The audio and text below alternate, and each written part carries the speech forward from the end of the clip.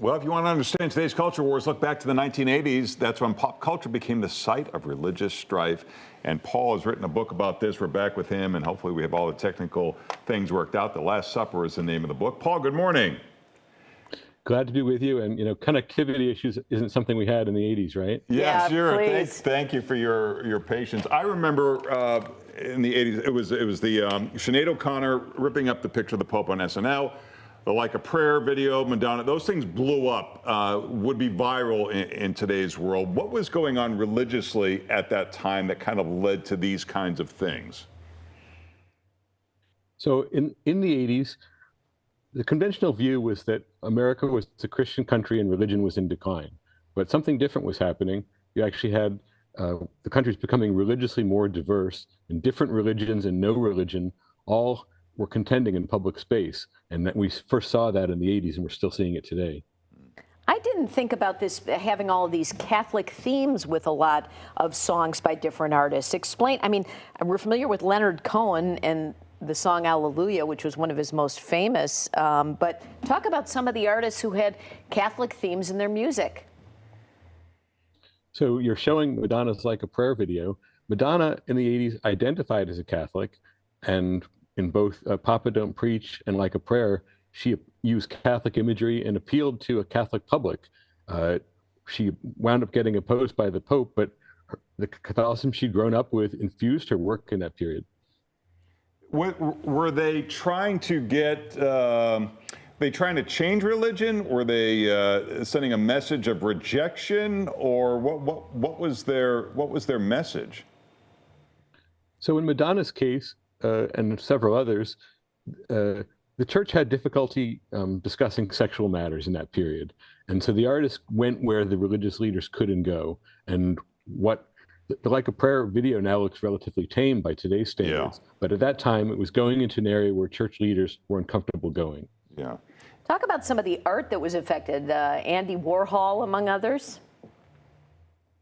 So Warhol took a commission partly for money, $1 million, to make a series of works based on Leonardo's Last Supper. He did it, nearly 100 works, and then he died almost immediately afterwards. So the Last Supper became his last work, and it's been seen that way ever since, as if he was anticipating his own death. But there was something more going on there. Warhol was gay. He moved in a gay world in New York City, and many men were dying of AIDS in that period. So the Last Supper was meant to evoke the Last Suppers that were going on all over New York and San Francisco in that moment. Huh. And did any of that religious-themed art and music in the 80s have any lasting impact through the 90s and beyond? I think so. And, you mentioned Hallelujah just a moment ago. That song was very little known in the 80s. It was on Cohen's least selling album. Columbia Records didn't even put it out because they thought it had so little promise. And now it's sung in football stadiums. It's been sung at the Vatican. It's the one song after Amazing Grace of a religious nature that everybody seems to know. So remarkable staying power for that work. Talk about the impact of religious themes on the movies. Martin Scorsese and The Last Temptation of Christ. So The Last Temptation of Christ dramatized at the end of the movie a dream in which Jesus dreamed of having a wife, Mary Magdalene, and a family and settling down. And you might think in the 80s that would have been an appealing message that the religious right would welcome. But no, the idea that Christ had sexual thoughts at all was something they wanted to keep clear of. And so they staged a series of boycotts against the movie. Again, I think it's a beautiful film, and it also looks fairly conventional by today's standards. And do you see anything happening today in the music and art world similar to what was going on in the 80s?